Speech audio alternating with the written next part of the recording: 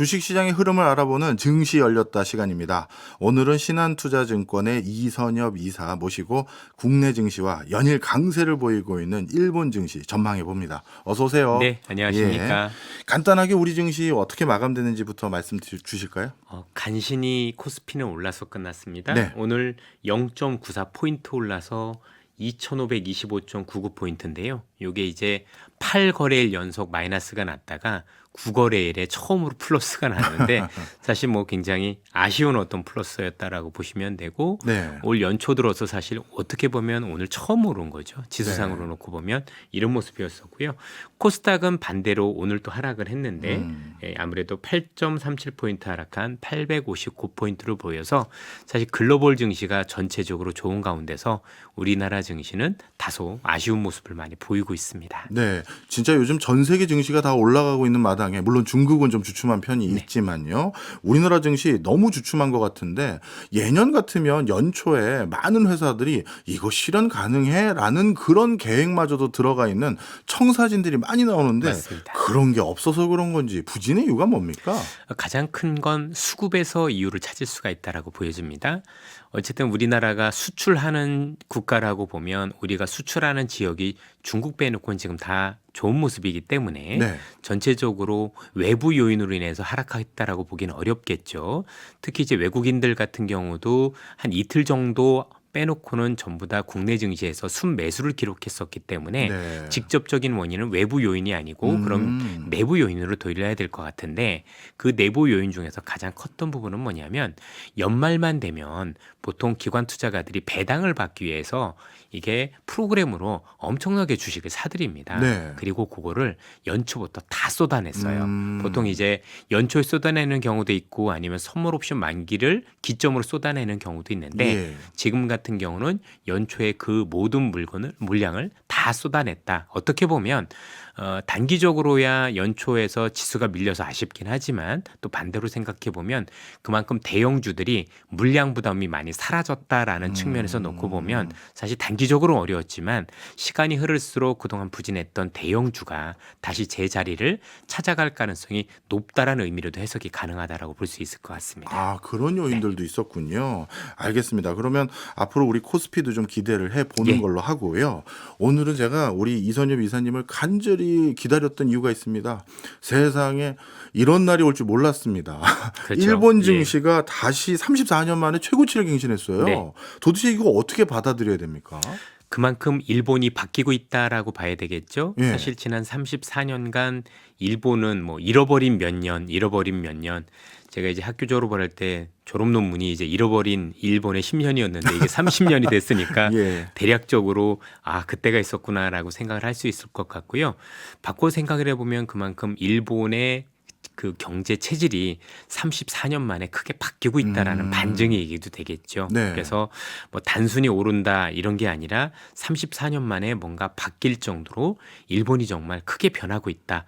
이런 측면에서 일본 증시를 봐야 될 것 같습니다. 아, 그래요? 저는 일본의 산업 구조가 근본적으로 뭔가 경쟁력을 찾아가는 그런 흐름이라기보다는 흔히 말해서 아베노믹스 2012년부터 본격화해서 강하게 드라이브를 걸었던 경기 부양책 이게 지금 와서 효과가 있는 게 아니냐. 그러니까 환경을 만들어준 그거의 반등이 아닌가 이런 생각도 해봤는데 어떻습니까? 사실 아베노믹스의 역할도 굉장히 컸다라고 봐야 될 것 같습니다. 어떻게 보면 2012년부터 했었던 아베노믹스를 지금까지도 이어오고 있다라고 본다라면 예. 일본은 정말 경제 정책을 쓰는데 정말 끈질기고 대단한 나라라고 봐야 되겠죠. 네. 그러면 2012년부터 했었던 지금 10년 넘게 똑같은 정책을 이어오고 있다라고 하면 정말 그 경기를 살리기 위한 마음이 정말 간절했다고 봐야 될 것 같고 이 당시에 아베노믹스가 아시겠지만 세 가지 화살이라는 이름으로 정책을 예. 썼는데요. 그 세 가지 화살이란 과감한 통화 정책 그리고 강력한 재정 정책 네. 그리고 규제 완화 예. 이를 통해서 시장을 올리고 또 경제를 살리고자 즉 현재 디플레이션 탈구차하고자 했었고요. 요 당시에 일본의 니케이 225 지수가 8,400엔 정도가 됐었습니다. 네. 참고로 일본은 N입니다. 포인트가 아니고요. 예. 그런데 요 정책을 쓰고 나서 2만 N까지 올랐었으니까 와. 이미 그때부터 정책에 대한 효과는 있었었는데 아무래도 예. 그 정책이 일본이 원하는 건 지속 성장 가능한 환경을 만들기 위한 거였고 요게 지금까지 됐다라고 본다라면 분명히 최근까지 일본 경제가 좋아지는데 초석이 된 것만은 분명해 보입니다. 네. 그러면 그 정부에서 이런 환경을 정말 10년 이상 계속 할 정도로 꾸준히 해왔고 그런 것들이 좀 전에 말씀 주셨을 때 일본의 산업 구조의 경쟁력을 갖추게 되는 어떤 환경도 이제 생겼다 이런 말씀을 주셨는데 그건 또 뭔가요? 예, 뭐 전체적으로 일단은 엔화가 약세였었을 때 사실 일본 기업들 같은 경우 수출 경쟁력이 생긴다라는 것 자체가 굉장히 중요하다라고 볼 수가 있을 것 같고요. 예. 뭐 두 번째는 뭐 잘 아시겠지만 전체적으로 일본이 증시를 살리기 위해서도 굉장히 부양책들을 많이 썼습니다. 예. 잘 아시는 것처럼 지난해부터 일본 정부가 대놓고 일본에 있는 기업들 PBR 보통 PBR을 우리가 청산가치라고 하는데 뭐 청산가치라고 하면 지금 공장 다 팔아도 보면은 그 정도의 가치도 안 되는 주가를 보통 얘기하는데요. 네. 요게 1 이하인 기업이 3,300개가 넘었습니다. 이건 말도 안 되는 수준인 그렇네요. 거죠. 쉽게 얘기하면 그냥 일본 기업들이 주가라든가 이런 거에 대해 전혀 신경을 쓰지 않고 있다라는 의미였었는데 일본 정부가 여기다 경고를 날렸습니다. 예. 당신들 PBR 1배 이상으로 올릴 수 있을 대책을 가지고 오라. 음. 그리고 그게 만약에 안 되는 기업들은 때에 따라서는 2026년에 거래소에서 퇴출시킬 수도 있다라는 강력한 엄포를 놓기 시작을 했고 예. 이에 따라서 기업들이 실제 우리 그 투자자들을 위해서 주주 환원 정책이라고 하죠. 예. 이런 정책들을 쓰기 시작하면서 좋아진 부분도 있다라고 봐야 될 것 같습니다. 최근 들어서 더 고압적으로 증시를 부양하고 투자자들을 배려하는 정책을 일본 정부에서 유도했던 것도 최근 들어서 주가가 호황을 보이는 중요한 그렇습니다. 요소였군요. 예. 그런데 또 다른 소식들도 제가 간간히 들려요. 정부의 노력뿐만 아니라 일본 내의 투자자들 그러니까 금융회사들 중에서 행동주의 펀드들도 일조했다 이런 얘기도 있더라고요. 예, 그렇습니다. 최근 우리나라도 행동주의 펀드들이 움직이기 시작을 했는데 일반적인 펀드에 비해서 이 행동주의 펀드들은 주주로 참여를 하면서도 적극적으로 주가를 부양하는 또 회사를 좋아지기 위한 여러 가지 경영의 참여를 통해서 많은 부분을 하게 되는데요. 일본 같은 경우가 이 행동주의 펀드들이 2020년 기준으로는 한 해에 보통 한 26건 정도가 행동주의 펀드들이 기업들한테 기업을 바꿔라. 뭐 경영진은 어떻게 해라 이런 간섭을 했다라면 지난해 같은 경우는 70건이 넘었어요. 네. 3배 이상 증가를 한 거죠. 그리고 이렇게 행동주의 펀드들이 간섭을 할 때 우리나라는 굉장히 무슨 경영권 분쟁처럼 비춰지지만 일본은 캠페인식으로 됐어요. 그러니까 예. 으쌰으쌰해서 행동주의 펀드들도 으쌰으쌰하고 예. 기업들도 그걸 받아들인 거예요. 그래 듣고 보니 맞는 것 같아. 그래서 이를 바탕으로 해서 일본 기업들이 자사주도 좀 많이 사고 예. 배당도 많이 주고 그러면서 주주 가치를 굉장히 크게 좋아지게 하는 어떤 역할들을 많이 했고요.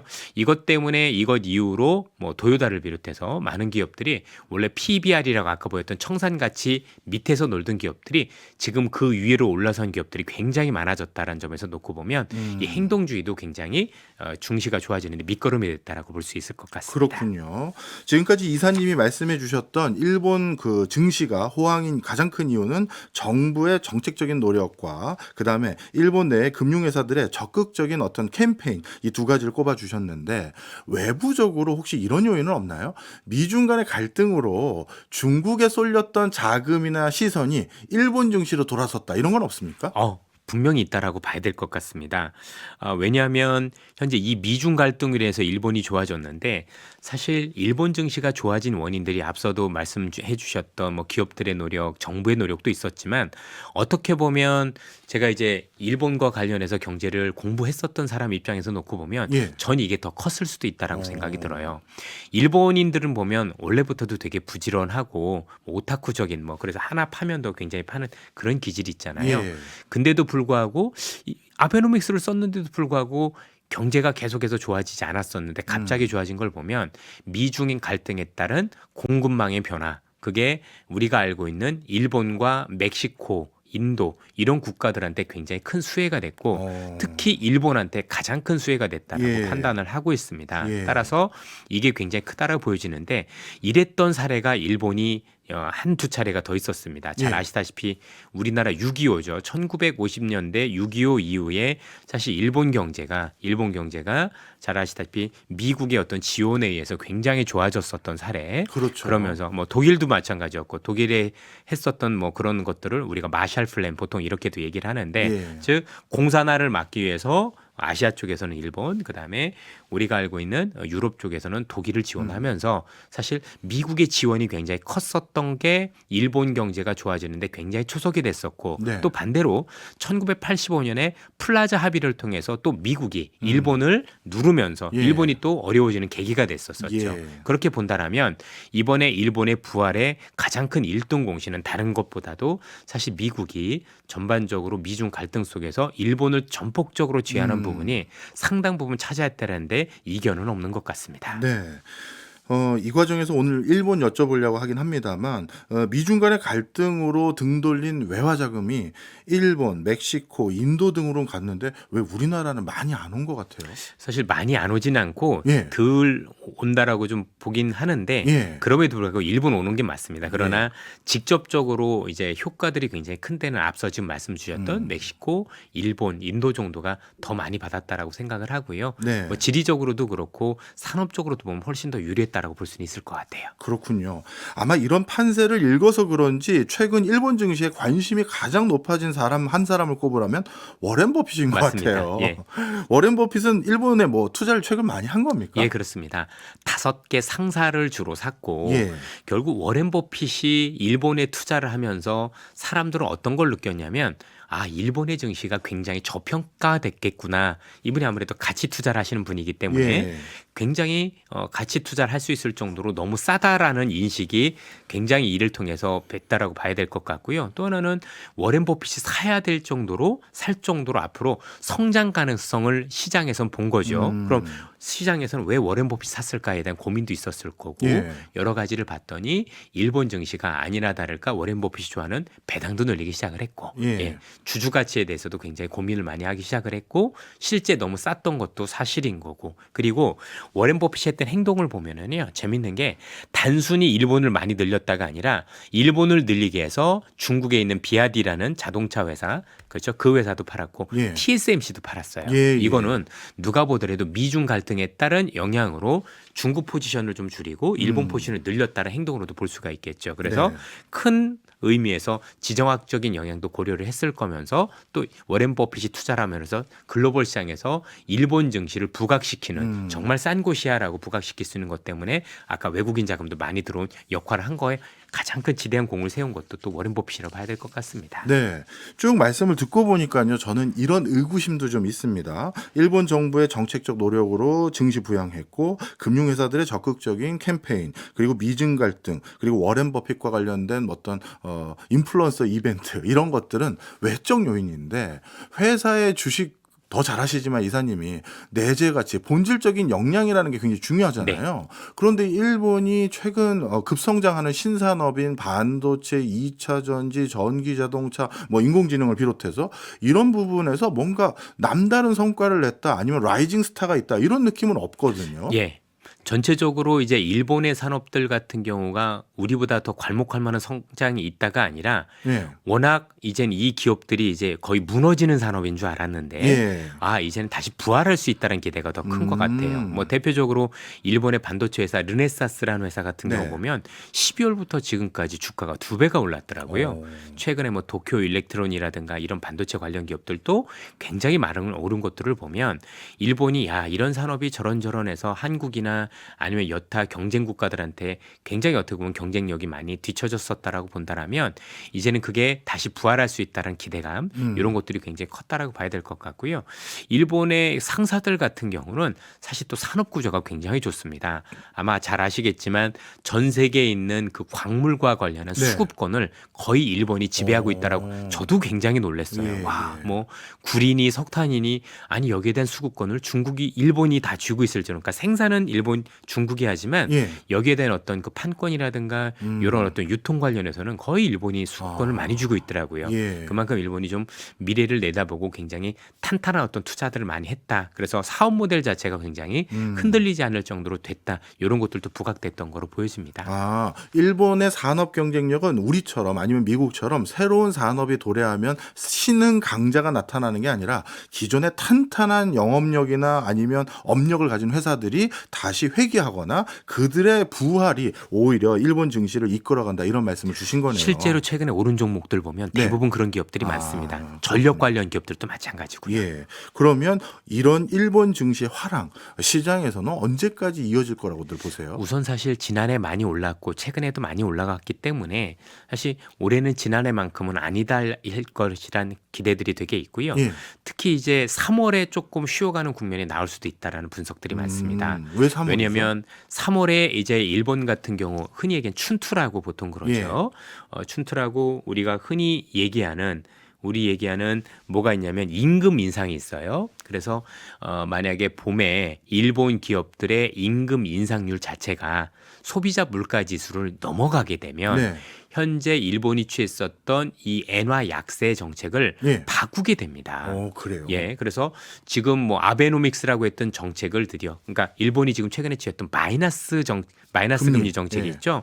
요거를 현실화하는 거로 바뀌게 되는데 이렇게 되면 아무래도 그동안 밖에 나갔던 자금들이 이제는 일본으로 다시 회귀할 수 있는. 예. 왜냐하면 일본의 엔화가 강해질 가능성이 굉장히 높은 예. 거잖아요. 그러면 그동안 일본을 버리고 미 국채를 샀던 자금들이 미 국채를 버리고 다시 이 일본에 들어오기 위해서 하게 되면 단기적으로나마 엔화가 초강세로 갈 가능성이 굉장히 높겠죠. 예. 그러면 최근에 일본 증시 상승의 또 한 축이라고 알고 있는 게 네. 우리는 엔화 약세에 따른 수출 경쟁력이었는데 예. 이런 수출 경쟁력에 대한 의구심이 생길 수도 있을 것 같고 네. 또 역시 차익 실현에 대한 빌미가 충분히 될 수도 있지 않겠습니까? 네. 그런 측면에서 놓고 볼 때 일본 증시는 올 봄에 현재 임금 상승률이 어떻게 나오고 이로 인해서 일본 중앙은행 즉 BOJ의 우에다 총재가 어떻게 통화 정책을 변화시킬 거냐에 따라서는 단기적으로 제법 큰 조정이 올 수도 있겠다. 물론 네. 그 이후에 일본 시장이 뭐 경쟁력을 더 갖추어서 이런 어떤 엔화의 강세에도 불구하고 가격 경쟁력을 계속 유지하고 또 품질 경쟁력을 통해서 글로벌 시장에서 또 선두에 설 수 있다라면 그 이상의 주가를 볼 수도 있겠지만 어쨌든 전체적인 정책 자체가 그동안 했었던 통화 정책으로 인해서 올랐던 부분도 상당 부분이 있기 때문에 그 부분은 일정 부분 되돌려주는 증시의 움직임은 피할 수 없다라는 게 현재 시장의 중론이라고 볼 수가 있을 것 같습니다. 네. 저도 기억이 나는 게 재작년으로 기억해요. 벌써 2024년이니까요.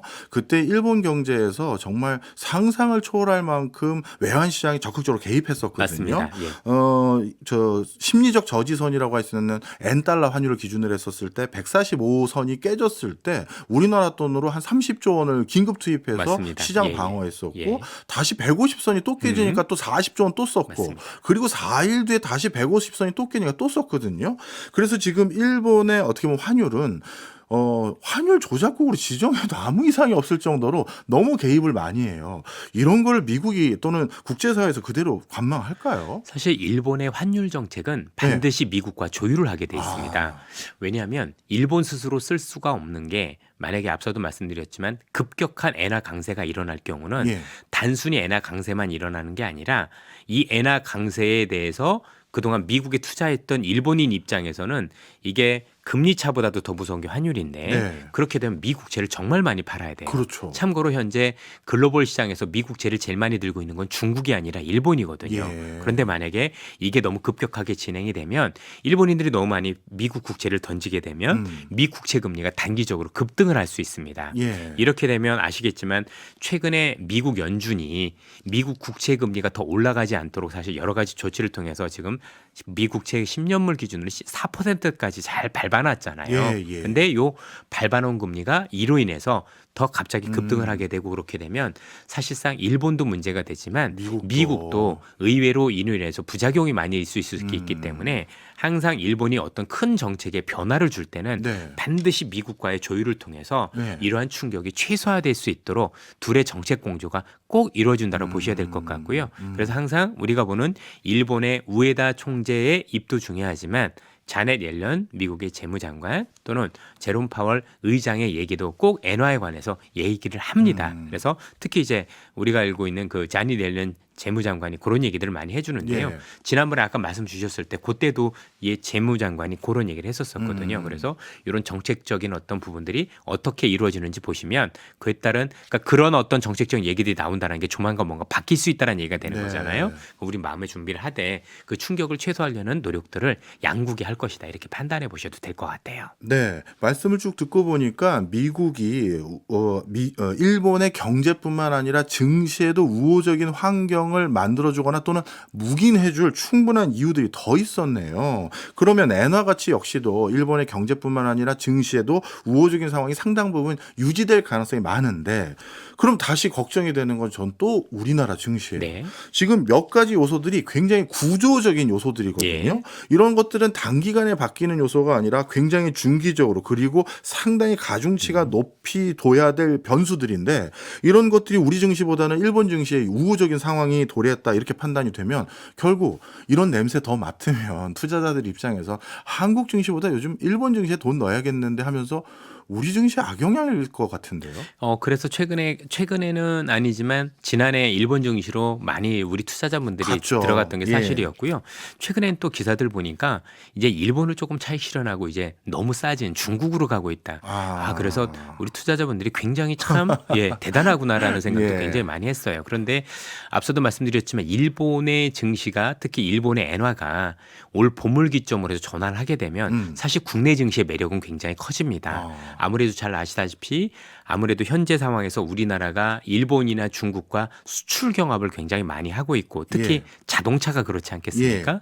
일본의 엔화가 이렇게 싸지면 일본 자동차의 가격 경쟁력이 높아지기 때문에 사실 우리 자동차 입장에서는 굉장히 불리한 측면이 있어요. 그런데 앞서 말씀드린 이런 것들 때문에 통화정책 변화가 있고 이로 인해서 현재 140달러당 145엔 정도 되는 이 엔화의 가치가 강세로 전환되게 되면 제가 볼 땐 국내 증시에서 IT 그리고 특히 자동차 중심으로는 제법 반등이 크게 나올 수도 있겠다. 그러면 단기적으로야 미국 금리가 올라서 지수 조정 요인이 될 수 있다고 하더라도 시간을 두고 지켜보면 자동차 관련 기업들한테는 굉장히 큰 밑거름이 될 수 있다는 점에서 놓고 보면 굳이 그렇게 이제는 우리한테는 나쁘게 볼 만한 요인은 아니지 않느냐 이렇게 생각해 볼 수 있을 것 같습니다. 알겠습니다. 저는 오늘 우리 이사님 설명 쭉 듣고 보니까 확실히 하나 또 아는 게 있어요. 우리가 저출산, 고령화 이런 것들로 일본 경제는 결국 꺼져만 간다 했는데 네. 이런 호시절도 다시 오네요. 그러니까 우리도 너무 인구 소멸 이런 걸로 걱정만 할 게 아니라 맞습니다. 좀 적극적으로 뭔가 하려고 움직이는 게 굉장히 중요한 것 같네요. 늦동이라도 한번 볼까요?